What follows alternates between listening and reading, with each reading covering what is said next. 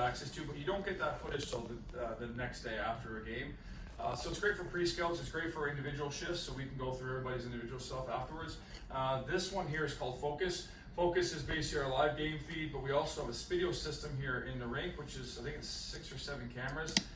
The whole league is using that. We were the first ones to use it, which is great. And now we can film our practices. So I was saying, like, when I'm working with the forwards, I don't see what the defensemen are doing, or we miss things in practice a lot. So now we have the capability to go back, review our practices, and then, you know, basically we always say put the lipstick on it for the presentation so it looks really good. So I'm still kind of old school. I like to draw on the board a lot. We have the capabilities of that. But what I was saying here is now, in these scenarios, we're actually able to isolate players and create freeze frames and that, so the guys like, you know, like, why are we shrinking the ice right here? So we don't have to go through all our details, because I'm sure you guys, all play different styles, but my emphasis here was, we've already got separation, they're already swarmed in this area, why would we shrink the ice in this situation? Why doesn't our D just stay high? Why doesn't our forward accelerate with the puck higher? And then we can exploit them up top, okay?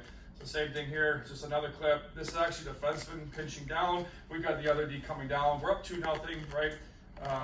I don't really need us to be this aggressive, and we don't really need to shrink the ice because, as I said, Oshawa plays a swarm. So that goes into our pre-scout, right? They like to swarm, protect the house. A lot of teams do that. Why are we shrinking the ice and just playing into their hands? So we're going to show that for our players today. All right, so here's another one. I'm a big possession guy. So earlier in the year, we struggled a little bit in our own zone, and so we spent more time on our D zone coverage, which is obviously extremely important in your structure.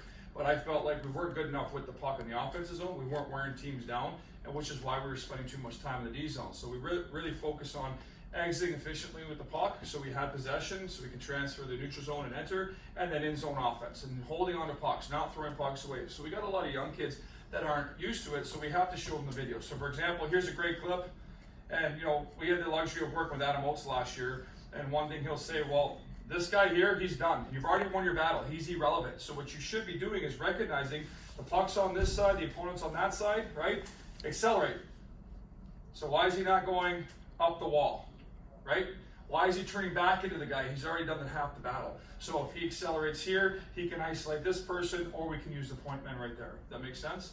And so our big emphasis is possess the puck, hold on to pucks, make plays. So the teaching clips I have today are simply on things like that. So right here, you know, why are we not keeping the puck? He's an overage player, he's one of the fastest guys in the league. I know he wants to go up to the point, but I like to see him keep the puck because now he just gave it away for absolutely no reason. We worked that hard to get it, so let's hold on to it, which we've done a really good job of. Okay, so here's another teaching clip. So F3, we have and this is a young age, right? We have a hard time recognizing when we're in zone offense to transition to defense, right? So we already have 2 players down here. This is their most dangerous player on the ice. This is our captain here who's highlighted. What should he do right now? Well, he should stay above him because on the turnover, he dives down, lets them get above. Great play by Griffin for sure. And now they have a 3-on-2 from D-zone coverage just because, you know, Nathan didn't stay above the puck. So now we'll show him that and go, guys, these are the scenarios in the offensive zone where we want to be aggressive, sure, but we have to recognize that F3 situation. Okay, another teaching clip for the young centerman. Okay, he's in pretty good position, and he's now lost his battle. So our key is stay on this side, do your work, just like this guy, stay on the defensive side. What does that mean? That means we'll get first touches, right? That means we'll get to the puck first, we can get clean exits, and we're out of the zone. We're not playing extended shifts in the D-zone coverage. And it's a young kid that needs to learn this, so we just show him this, because watch what happens. They release it behind the net, they get a first touch, and now they get an extended shift in the offensive zone where I think if you just stayed on the defensive side, give him a little stick, played him a little harder, knew he was there, he gets that first touch, and now we're out of the zone. Okay, another clip here, something else we struggle with. Again, young kids. This is the centerman. This is the winger. But whoever the first guy back is, he plays low. Makes sense? Right? So the other guy has to cover for him. So Jimmy Lombardi here should have stopped, stayed up top here, let Halsey go in and help the battle, right? Because this puck actually goes up to the point man where he should have been. So I don't play it out too long, but Jimmy should have stopped, covered for the left winger. He should have recognized that's a left winger. He should have stopped, and now this guy doesn't get the puck at all. And that's what happens. It comes to the point man, they get a free shot just because we didn't track properly. Okay, last clip, I think, teaching clip. Just Nate Aspinall, again, our captain, but we have to hold our top players more accountable than the rest. So I'm hard on these guys going, if we can show you guys in the film not doing it right, then the young guys will fall in line, right? There's no favoritism.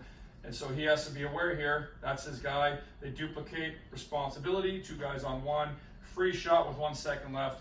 After a pretty damn good period, we don't need to give up that stupid chance for no reason, right? So, and then the rest of the clips are all how we want to play. And so our identity is we want to be the hardest working team in the league, non-negotiable. We want to track like motherfuckers, and we want to win our battles, races, and sticks. So battles win games, races win games, and good stick detail wins games. And then if we're getting a puck second, we are pounding flush every single time. That's just our Canadian. That's a I guess a North American style, if you will, right? So I just want to pump some guys' tires here on our identity. So I'll let these go through pretty quickly. F1, what does he do? Pound flesh, big hit. Second guy comes in, big hit. Third guy comes in, big hit. Right? It sets the tone for the entire game. Great F3 reload there, and now we're all over the puck, and we set the tone early in the game here with our 4th line. All right?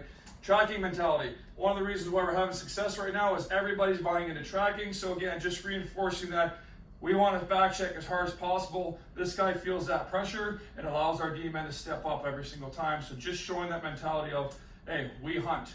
We're relentless and we hunt. Here's another good look.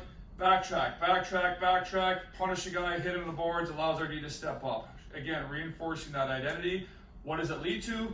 It leads to turnovers from the other team. It leads to confidence for our defenseman to step up. If he doesn't back check his ass off here, these guys don't feel comfortable stepping up. And guess who gets this first touch? The guy that worked his ass off to get back, sip a little net bump, we're out of the zone with possession. We're not just shooting it away, right? Last one I got here. Turnover, yeah. Do we want to make this play? No. It's one of our veteran players. No, we do not. But watch this guy's body language. It's one of our young kids. So yeah, I got on him a little bit of his D-zone coverage, but there's Morgan backtracking, comes all the way back, wins his race, and he's the first guy to come back and help support. That allows our D-men to step up. So when we have that identity, it's great. All right, clean exits. So first key here is this guy. He's got to sell. You got to sell strong side, pull the 4-checkers this way, and do a net bump. This is textbook. And we're also going to emphasize that this is how Saginaw likes the 4-check too. So we get that net bump. That D is coming every single time. So a big key is this guy here. I highlight him here. He's got to come underneath the puck, which is, what Jimmy Lombardi did a great job here. He's in perfect position. If Saginaw's going to pinch every time, it may not always be pretty, right? We're going to have to chip to speed, chip to the middle, and have low center support. But Jimmy does a great job here, and we get a 2-on-1. So we're reinforcing that by being in a good defensive position, getting clean exits, right? We can get the puck. Another look here, back on a puck. Coming underneath, is it pretty? No, it's not pretty, but Jimmy's in a great position. He's coming underneath pucks. We get up to the wall, win your wall battle. This is what Saginaw's going to do. They're going to have F3 coming across. So as long as Lombardi's under the puck, what happens? We've got possession, and this is the look we want. We don't want to just split pucks out in the neutral zone and get a neutral zone 4-check. We want to find ways to have clean exits. A few more looks here, guys. Again, it's just reinforcing a lot of the good things. This is a pretty good look here. Set breakout, D to D. And all I'm going to say is that's not very good structure from these guys when the whole middle of the ice is open, so we exploit it. We got a great entry. Should probably score here with our young kids, but leads to in-zone offense. And that's the key. Get the hell out of your zone as fast as possible with the puck, get in the offensive zone, and then our skill takes over. Here's one of our deactivating. We do everything right, but score the goal. That is not easy to play against. A couple more here. You guys aren't bored, are you? No. Okay, because I show you to sit down. Alright, so have in mind that we are Norwegian, okay? am I speaking? Oh, am I talking too fast? Maybe talk a little bit about Yeah, I don't want to go through it. Okay, yeah, so I'll go a little slower then. He gets excited. That was good. Here's another look of our defense who work on this every day. You'll see it today. Go back, sell, bump it to the net. So it's a great exit play, net bump, and then it's our speed off the puck. And we just, again, exploit them off the rush. And this is one of our young kids making a really good pass, and we're hitting the line with speed. Another one here. Great push to pace. We want speed. We want to be relentless. We want to be the hardest working team, and this is what he's doing. He's putting pressure behind the defenseman.